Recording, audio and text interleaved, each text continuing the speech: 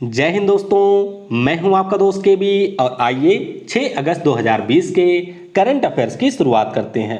तो पहला प्रश्न है, शिक्षा मंत्री रमेश पोखरियाल निशंक जी ने किस राज्य में एक नए भारतीय प्रबंधन संस्थान यानी कि इंडियन इंस्टीट्यूट ऑफ मैनेजमेंट की आधारशिला रखी? तो ये आधारशिला रखी गई है हिमाचल प्रदेश राज्य में। तो इस प्रश्न का ऑप्शन बी करेक्ट होगा।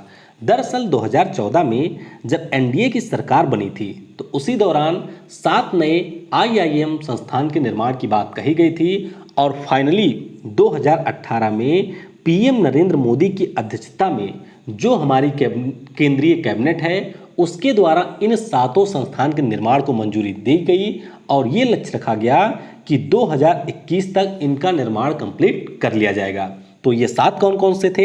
इनमें से एक था नागपुर में, संबलपुर में, विशाखापट्टनम, जम्मू, अमृतसर और एक आपका था सिरमौर। तो ये जो सिरमौर जिला है हिमाचल प्रदेश में, उसी जिले में धौला कुआं नामक स्थान पर शिक्षा मंत्री रमेश पोखरियाल निशंक जी के द्वारा आधारशिला रखी गई है। और आपको ये ध्यान रखना है कि जो हमारा मानव संसाधन विकास मंत्रालय था, अब जो हमारी राष्ट्रीय शिक्षा नीति आई है उसके बाद में इसका नाम बदल करके हो गया है शिक्षा मंत्रालय। अगला प्रश्न है, लोकमान्य तिलक स्वराज से आत्मनिर्भर भारत विषय पर आधारित 2 दिवसीय अंतर्राष्ट्रीय वेबिनार का उद्घाटन किसने किया? तो इसका उद्घाटन किया हमारे गृह मंत्री अमित शाह जी ने। तो इस प्रश्न का ऑप्शन ए करेक्ट होगा। तो आपको पता ही होगा लोकमान्य तिलक जी के बारे में, महान स्वतंत्रता संग्राम सेनानी रहे थे और इनकी 100वीं पुण्यतिथि के अवसर पर इसका आयोजन भारतीय सांस्कृतिक संबंध परिषद के द्वारा नई दिल्ली में किया गया और महात्मा गांधी जी के द्वारा इन्हें आधुनिक भारत के निर्माता की संज्ञा दी गई है। ये भी आपको ध्यान रखना है। लोकमान्य तिलक जी के द्वारा कई सारी महत्वपूर्ण पुस्तकें भी लिखी गई हैं जो अक्सर आपकी परीक्षाओं में पूछ ली जाती हैं, जैसे कि इनमें से एक है the Arctic home of Vedas, दूसरी पुस्तक है श्रीमद् भागवत गीता रहस्य और तीसरी पुस्तक है द ओरियन। तो इन पुस्तकों के बारे में भी आपको ध्यान रखना है। और अभी तक अगर आपने चैनल को सब्सक्राइब नहीं किया है तो चैनल को सब्सक्राइब करके ऑल नोटिफिकेशन के ऊपर क्लिक कर लें, जिससे आपको आने वाली हर वीडियो की नोटिफिकेशन मिलती रहे। और जो पीडीएफ है वह आपको टेलीग्राम पर तो मिलती ही है, इसके अलावा अब पीडीएफ आपको नीचे दिए गए साइट के ऊपर भी मिलेगी। तो पीडीएफ आपको कैसे डाउनलोड करना है, आइए मैं इसके बारे में आपको बता देता हूं। देखिए, डिस्क्रिप्शन में जो लिंक दिया गया है उसके ऊपर जब आप क्लिक करेंगे तो ये पेज आपके सामने ओपन होगा। तो यहाँ पर वेब वर्जन के ऊपर आपको क्लिक कर देना है और वेब वर्जन के ऊपर जब आप क्लिक कर देंगे तो जो आपका अगला पेज खुलेगा वह एक डेस्कटॉप व्यू का पेज होगा। तो यहाँ पर आप नीचे स्क्रॉल करेंगे तो देखेंगे 1 अगस्त, 2 अगस्त, 3 अगस्त, 4 अगस्त और 5 अगस्त के करंट अफेयर यहाँ पर आपको मिलेंगे। तो इनमें से आप किसी के ऊपर भी क्लिक कर सकते हैं और क्लिक करने के बाद में जो आपका पेज ओपन होगा, इस पेज पर आपको करंट अफेयर मिलेगा। इस प्रकार से आप देख सकते हैं। यहाँ पर आपको करंट अफेयर की वीडियो भी मिल जाएगी, यानी कि वीडियो भी यहाँ से आप देख सकते हैं। इसके अलावा इस पेज के ऊपर आपको एक जरूरी चीज भी मिलेगी, ये आप देख सकते हैं। पूरी पीपीटी इस पेज में आपको देखने को मिलेगी और इस पीपीटी पर जैसे जैसे आप क्लिक करते जाएंगे तो जैसे वीडियो में मैं आपको चीज़ों को बताता हूं उस प्रकार से यहाँ पर क्लिक करके आप सारी चीज़ों को इस पेज के ऊपर भी देख सकते हैं। रही बात पीडीएफ की, तो सबसे नीचे आप आ जाएंगे तो यहाँ पर आप देख सकते हैं प्रिंट फ्रेंडली का ऑप्शन है, इसके ऊपर आप क्लिक कर देंगे और यहाँ पर क्लिक करने के बाद में ये आप देखिए कि पूरी तरीके से प्रिंट फ्रेंडली आपका एक पेज तैयार हो गया है। और उसके बाद में यहाँ पर पीडीएफ के ऊपर आपको क्लिक कर देना है और फिर आपका पीडीएफ यहाँ से तैयार हो जाएगा। तैयार हो जाने के बाद में डाउनलोड योर पीडीएफ पर आप जैसे ही क्लिक करेंगे वैसे आपका पीडीएफ यहाँ पर डाउनलोड हो जाएगा। तो इस तरीके से आप बहुत ही कम एमबी में और एकदम से प्रिंटेबल फॉर्मेट में पीडीएफ डाउनलोड कर सकते हैं। और साथ ही साथ जो यहाँ पर पीपीटी इंस्टॉल किया गया है उसको आप एक क्विज की तरह भी अटेम्प्ट कर सकते हैं। तो ये मैंने पिछले 2-3 दिनों में काफ़ी ज़्यादा मेहनत के बाद में डेवलप किया है। आई होप आपको ये चीज़ें पसंद आएंगी। तो इसके बारे में अपना फीडबैक आज नीचे कमेंट में आप जरूर दीजिएगा। अगला प्रश्न है, विज्ञान और प्रौद्योगिकी विभाग ने किस संस्थान के साथ मिलकर शेड स्मार्ट नामक शेडिंग सिस्टम लॉन्च किया है? तो ये इन्होंने लॉन्च किया है टेरी के साथ में मिल करके। तो इस प्रश्न का ऑप्शन डी करेक्ट होगा। दरअसल ये जो डिवाइस है इसको आवासीय भवनों के साथ साथ जो भी हमारे व्यावसायिक भवन हैं वहां पर इसको इंस्टॉल किया जाएगा और इसके माध्यम से जो एसी इंस्टॉल किए जाते हैं या फिर लाइटनिंग होती है, इनमें बिजली की जो खपत है उसको कम करने के लिए इसे विज्ञान और प्रौद्योगिकी विभाग के द्वारा the energy and resources institute के साथ में मिलकर के डेवलप किया गया है। आपको ये भी ध्यान रखना है कि habitat model for efficiency and comfort के तहत इसका विकास किया गया है। तो ये आप डिवाइस को देख सकते हैं जिसे बनाया है विज्ञान और प्रौद्योगिकी विभाग ने टेरी के साथ में मिलकर के। अगला प्रश्न है, भारत का कौन सा राज्य हिम तेंदुओं के लिए संरक्षण केंद्र बनाने वाला देश का पहला राज्य होगा? तो यहाँ पर पहला राज्य होगा उत्तराखंड। तो यहाँ पर ऑप्शन सी करेक्ट होगा। तो उत्तराखंड के सीएम हैं त्रिवेंद्र सिंह रावत जी और इनके द्वारा ये घोषणा की गई कि उत्तरकाशी जिले में लंका नामक स्थान पर हिम तेंदुओं के संरक्षण के लिए यहाँ पर संरक्षण केंद्र बनाया जाएगा। और ये जो संरक्षण केंद्र है इसका निर्माण यूनाइटेड नेशन डेवलपमेंट प्रोग्राम का एक 6 वर्षीय प्रोग्राम है जिसका नाम है securing livelihood conservation sustainable use and restoration of high range Himalayan ecosystem. तो इसका शॉर्ट फॉर्म है सिक्योर। ध्यान रखिएगा 2017 में हमारे यहाँ के वन, पर्यावरण और जलवायु परिवर्तन मंत्रालय के द्वारा यूएनडीपी के साथ में मिलकर के इस प्रोग्राम की शुरुआत की गई थी जिससे जो हमारा हिमालयन रीजन है उसका संरक्षण किया जा सके, यहाँ के जो लोग हैं उनको आजीविका चलाने में मदद की जा सकी। तो इसी के तहत इस योजना की शुरुआत की गई थी। आपको ये भी ध्यान रखना है कि जो हिम तेंदुआ होते हैं ये मुख्य रूप से हमारे 3000 से 4000 फीट की ऊंचाई पर पाए जाते हैं और IUCN की जो रेड लिस्ट है उसमें इन्हें भेद्य यानी कि वल्नरेबल की श्रेणी में शामिल किया गया है। उत्तराखंड की बात हुई है तो ध्यान रखिएगा भारत का जो पहला लाइकेन पार्क है उसका भी विकास उत्तराखंड में किया जाएगा और भारत का जो पहला ग्लास फ्लोर ब्रिज है उसका भी निर्माण उत्तराखंड राज्य में किया जाएगा। उत्तराखंड की एक नई राजधानी भी घोषित की गई है जिसका नाम है गैरसैंण। अगला प्रश्न है, किस शहर में एक भयंकर विस्फोट के कारण 4000 से ज़्यादा लोग घायल हुए?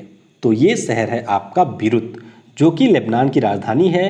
तो इस प्रश्न का ऑप्शन सी करेक्ट होगा। तो यहाँ पर आप देखेंगे ये है, यहाँ पर मैप मैंने उल्टा लगा दिया है। तो लेबनान जो है वो मेडिटेरेनियन सी के पास में है। तो इसकी जो राजधानी है एकदम से तट के पास में है। तो यहाँ पर इन्होंने एक बार इलीगल अमोनियम फॉस्फेट के जहाज को पकड़ा था जो कि एक विस्फोटक होता है और उसको इन्होंने काफ़ी समय से रखा हुआ था एक वेयर हाउस में। तो किसी कारणवश उस वेयर हाउस में विस्फोट हो गई, यानी कि इस विस्फोटकों में विस्फोट हो गई और आपने इसका वीडियो भी देखा होगा, काफ़ी ज़्यादा भयानक विस्फोट था और इस कारण से 70 से ज़्यादा लोगों की डेथ हो गई और 4000 से ज़्यादा लोग यहाँ पर घायल हो गए। तो ध्यान रखिएगा लेबनान की राजधानी बीरुत में आपको मिलेगी और मुद्रा यहाँ की है लेबनानी पाउंड।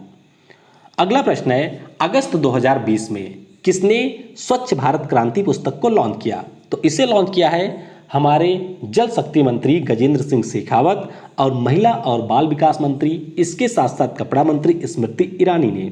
तो यहाँ पर ऑप्शन सी करेक्ट होगा। तो ये जो पुस्तक है स्वच्छ भारत क्रांति, पिछले वर्ष यानी कि 2019 में एक पुस्तक प्रकाशित हुई थी जिसका नाम था द स्वच्छ भारत रेवोल्यूशन और इसी का ये हिंदी संस्करण है जिसका अनुवाद परमेश्वरन अय्यर के द्वारा किया गया है। तो स्वच्छ भारत मिशन इसको पीएम मोदी के द्वारा 2 अक्टूबर 2014 को राजघाट से लॉन्च किया गया था। और अगर हम लोग बात करते हैं इस पुस्तक की तो स्वच्छ भारत मिशन के जो 4 स्तंभ हैं यानी कि राजनीतिक नेतृत्व, सार्वजनिक वित्त पोषण, साझेदारी और जन भागीदारी, इसी के ऊपर यह पुस्तक आधारित है। और इस पुस्तक में यह भी बताया गया है कि स्वच्छ भारत मिशन की अभी तक की यात्रा कैसी रही है और किस प्रकार से इसमें समाज के विभिन्न वर्ग के लोगों ने अपना अहम योगदान दिया है। अगला प्रश्न है, नेशनल बैंक ऑफ बहरीन ने डिजिटल ट्रांसफॉर्मेशन के लिए किस कंपनी का चयन किया है? तो यहाँ पर इन्फोसिस फिनाकल का चयन किया गया है नेशनल बैंक ऑफ बहरीन के द्वारा। तो इस प्रश्न का ऑप्शन ए करेक्ट होगा। तो नेशनल बैंक ऑफ बहरीन जो है ये अपने लेन देन के बैंकिंग व्यवसाय को डिजिटली रूप में पूरी तरीके से ट्रांसफॉर्म करने के लिए इन्फोसिस फिनाकल के साथ में एक समझौता किया है। इन्फोसिस कंपनी की बात करते हैं तो इसका मुख्यालय आपको बेंगलुरु में मिल जाएगा। एमडी और सीईओ हैं इसके सलील पारेख। वहीं पर बहरीन की हम लोग बात करते हैं तो इसकी राजधानी आपको मनामा में मिलेगी। मुद्रा यहाँ की है बहरीनी दिनार और यहाँ के राजा हैं हमद बिन ईसा अल खलीफा। अगला प्रश्न है, केंद्रीय मंत्री प्रहलाद सिंह पटेल ने किस राज्य के पहले थेंजौल गोल्फ रिजॉर्ट का उद्घाटन किया? तो इसका उद्घाटन किया गया है मिजोरम राज्य में। तो यहाँ पर ऑप्शन डी करेक्ट होगा। तो प्रहलाद सिंह पटेल की बात करते हैं तो ये हमारे संस्कृति और पर्यटन मंत्री हैं और इन्हीं के द्वारा आभासी रूप से यानी कि वर्चुअली स्वदेश दर्शन योजना के अंतर्गत थेंजाल गोल्फ रिजॉर्ट का उद्घाटन किया गया। और इसके बारे में आपको ध्यान रखना है कि वैसे हमारे देश में 200 से ज़्यादा गोल्फ रिजॉर्ट हैं, लेकिन ये मिजोरम राज्य का पहला गोल्फ रिजॉर्ट है। इस गोल्फ रिजॉर्ट का जो डिजाइन है उसे तैयार किया है कनाडा की एक कंपनी है जिसका नाम है ग्राहम कुक एंड एसोसिएट्स। और ये जो पूरा गोल्फ रिजॉर्ट होगा 105 एकड़ में इसका निर्माण किया जाएगा और जो इसमें खेलने वाला एरिया होगा वह आपका होगा 75 एकड़ का। अगला प्रश्न है, किस राज्य की सरकार ने यूनिक पहचान पत्र कार्ड परिवार पहचान पत्र लॉन्च किया? तो ये लॉन्च किया है यहाँ पर हरियाणा ने। तो इस प्रश्न का ऑप्शन ए करेक्ट होगा। तो हरियाणा के सीएम हैं मनोहर लाल खट्टर जी और इन्हीं के द्वारा सीएम ऑफिस के द्वारा निर्मित परिवार पहचान पत्र को यहाँ पर लॉन्च किया गया है। अब इसका मुख्य रूप से उद्देश्य है कि जो केंद्र और राज्य सरकार की योजनाएं हैं उनको सभी लोगों के बीच में पहुंचाया जाए और इसे पूरे राज्य में पारदर्शी तरीके से लागू किया जाए। तो ये जो आपका परिवार पहचान पत्र है ये एक पूरे परिवार के व्यक्ति को अलॉट किया जाएगा और इसके अंतर्गत 8 अंकों का एक यूनिक आइडेंटिफिकेशन नंबर होगा जो कि आवंटित किया जाएगा। जैसे आप आधार देखते हैं, आधार कार्ड होता है तो ये 12 अंकों का होता है और एक परिवार अगर है तो उसके सभी सदस्यों के पास में आधार कार्ड होता है। लेकिन ये जो परिवार पहचान पत्र होगा ये पूरी फैमिली के लिए होगा। यानी कि मान लीजिए आपके परिवार में 5 लोग हैं तो इन 5 के लिए एक ही परिवार पहचान पत्र यहाँ पर जारी किया जाएगा। अगला प्रश्न है, मार्क फिलिप्स ने किस देश के नए प्रधानमंत्री के रूप में शपथ ली? तो ये नए प्रधानमंत्री बन गए हैं गुयाना या फिर गयाना के। तो इस प्रश्न का ऑप्शन सी करेक्ट होगा। अभी कल ही हम लोगों ने डिस्कस किया था कि मोहम्मद इरफान अली यहाँ के नए राष्ट्रपति बन गए हैं। तो अब गयाना रक्षा बल के पूर्व प्रमुख और गयाना रक्षा बल के पूर्व ब्रिगेडियर रह चुके मार्क एंथनी फिलिप्स के द्वारा यहाँ पर नए पीएम के रूप में शपथ ले गई है। इसके अलावा आपको ध्यान रखना है कि जो यहाँ के पूर्व राष्ट्रपति थे भगत जगदेव, इन्होंने उपराष्ट्रपति की शपथ ली है। बात करते हैं यहाँ पर गयाना देश की। तो ये दक्षिण अमेरिका का एक देश है।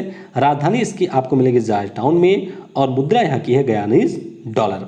तो यहाँ पर लोकेशन आप देख सकते हैं, ये है गयाना देश जो कि सूरीनाम, ये है ब्राज़ील और यहाँ है वेनेजुएला, इनके साथ में अपनी सीमाएं साझा करता है। अगस्त 2020 में किस देश ने LGM-30G मिनटमैन थर्ड मिसाइल का सफल परीक्षण किया? तो इसका सफल परीक्षण किया है संयुक्त राज्य अमेरिका यानी कि USA ने। तो यहाँ पर ऑप्शन डी करेक्ट होगा। तो सबसे पहले आपको इस प्रश्न के बारे में ये ध्यान रखना है कि जो मिनटमैन थर्ड मिसाइल है यह एक अंतर महाद्वीपीय बैलिस्टिक मिसाइल है। यानी कि एक महाद्वीप से आप कह सकते हैं दूसरे महाद्वीप में भी ये हमला कर सकती है। तो इसका जो परीक्षण किया गया तो आप देख सकते हैं यहाँ पर आपको मिलेगा कैलिफोर्निया राज्य अमेरिका का। तो यहाँ से इसे लॉन्च किया गया और इसने जाकर के विस्फोट किया है मार्शल आइलैंड के पास में। तो मार्शल आइलैंड के पास में क्वाजालिन अटॉल मिलेगा और यहाँ पर जाकर के इसने विस्फोट किया है। बात करते हैं मिनटमैन थर्ड मिसाइल की। तो ध्यान रखिएगा अमेरिका की बोइंग कंपनी के द्वारा इसे विकसित किया गया है। ये जो मिसाइल है वह मैक्सिमम 24,000 किलोमीटर प्रति घंटे की स्पीड को प्राप्त कर सकती है और इसके माध्यम से 6,000 किलोमीटर के रेंज में अगर कोई भी टारगेट है तो उसे हिट किया जा सकता है। तो ध्यान रखिएगा, संयुक्त राज्य अमेरिका ने इसका परीक्षण किया है और यूएसए में 3 नवंबर को राष्ट्रपति के चुनाव भी होने हैं, जिसमें रिपब्लिकन पार्टी के उम्मीदवार हैं डोनाल्ड ट्रंप और डेमोक्रेटिक के कौन है उनका नाम आपको नीचे कमेंट में लिखना है। अगला प्रश्न है इकर कैसिलॉस, जिन्होंने हाल ही में फुटबॉल से संन्यास की घोषणा की, किस देश के खिलाड़ी हैं? तो कल अभी हम लोगों ने बेनेडिक्ट के बारे में डिस्कस किया था और यहाँ पर इकर कैसिलॉस की बात करते हैं तो ये खिलाड़ी हैं स्पेन देश के। तो यहाँ पर ऑप्शन डी करेक्ट होगा। तो स्पेन का भी इन्होंने प्रतिनिधित्व किया, स्पेन के लिए 167 मैच खेले। इसके अलावा जो रियल मैड्रिड फुटबॉल क्लब है उसके लिए भी इन्होंने 725 मैच खेले हैं। तो ध्यान रखिएगा, ये एक गोलकीपर थे स्पेन और रियल मैड्रिड के। और 2008 में जब स्पेन की टीम ने विश्व कप फुटबॉल टूर्नामेंट जीता था तो उस समय ये विजेता टीम में भी शामिल थे। आखिरी प्रश्न है जॉन ह्यूम, जिनका हाल ही में निधन हुआ, किस क्षेत्र में नोबेल पुरस्कार विजेता रहे थे? तो ये नोबेल पुरस्कार विजेता रहे थे शांति के क्षेत्र में। तो इस प्रश्न का ऑप्शन सी करेक्ट होगा। उत्तरी आयरलैंड के ये प्रमुख राजनेता थे और उत्तरी आयरलैंड में जो social democratic and labour party है उसके ये संस्थापक सदस्य भी रहे हैं। 1960 में इसकी स्थापना हुई थी तो ये इसके संस्थापक सदस्य भी रहे थे। और 1998 में डेविड ट्रिम्बल के साथ में इन्हें नोबेल पुरस्कार दिया गया था। ये थोड़ा सा आप कंफर्म कर लीजिएगा 1996 है या 8 है, तो थोड़ा सा मैं कंफ्यूज हूँ यहाँ पर, तो चेक कर लीजिएगा कि 1998 है या 1996 है। तो ये रहा आज का करंट अफेयर। चलिए कल के प्रश्नों के उत्तर जान लेते हैं। टोरंटो फिल्म फेस्टिवल के लिए ब्रांड एम्बेसडर कौन नियुक्त किया गया था? तो यहाँ पर नियुक्त की गई थी प्रियंका चोपड़ा। हरेला उत्सव पर किस राज्य के द्वारा स्मृति वन का उद्घाटन किया गया? तो ये उद्घाटन किया था उत्तराखंड ने। ए सॉन्ग ऑफ इंडिया इस पुस्तक को लिखा है रस्किन बॉन्ड ने। ब्रिजटन द्वारा 21वीं सदी का भारत का सबसे मूल्यवान खिलाड़ी कौन रहा? तो सबसे मूल्यवान खिलाड़ी है रविंद्र जडेजा। और स्विगी के द्वारा किस बैंक के साथ digital wallet Swiggy money launch किया? तो ये इन्होंने लॉन्च किया है आईसीआईसीआई बैंक के साथ में मिलकर के। और कई सारे लोगों ने काफ़ी शानदार आंसर दिया था, खास तौर पे राजेश कुमार जी ने काफ़ी डिटेल में आंसर लिखा था। तो इसीलिए कोशिश करिए कि अगर आपके पास में समय है तो आंसर कॉपी के ऊपर लिख सकते हैं या फिर अपने आंसर को आप नीचे कमेंट में भी लिख सकते हैं।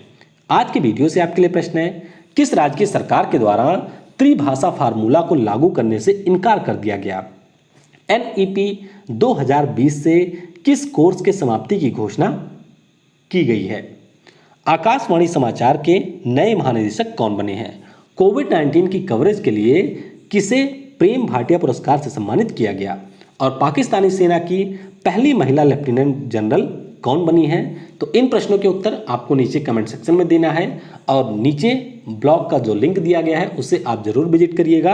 आपको ब्लॉग पे जो पोस्ट दिए गए हैं वो काफ़ी पसंद आएंगे। Thanks for watching.